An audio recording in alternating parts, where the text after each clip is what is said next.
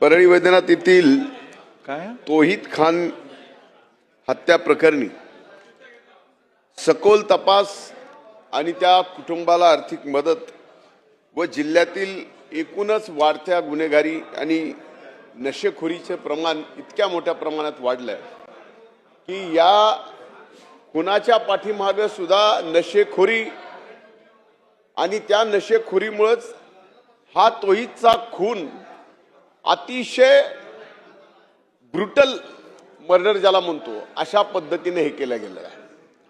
मी पोलिसांचे आभार मानतो की 48 तासात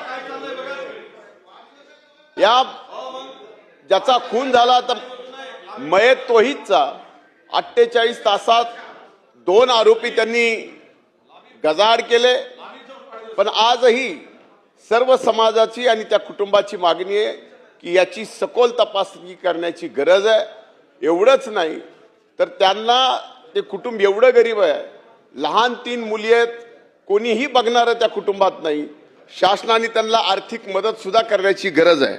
अध्यक्ष महाराज, मी आपल्याला विनंती करतो की खरंच कायदा सुव्यवस्थेवर या सभागृहात चर्चा होतेच, पण आम्हाला सुद्धा एक परवानगी द्यावी की बीड जिल्ह्यातल्या सुद्धा कायदा आणि सुव्यवस्थेवर आज या ठिकाणी बोलण्याची गरज येणार आहे।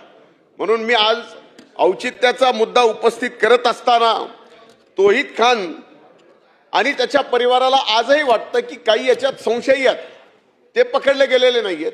आणि याच बरोबर ह्यांचा जो करता कुणीतरी हे प्रकरण सगळं घडून आणले ते सुद्धा सापडला पाहिजे।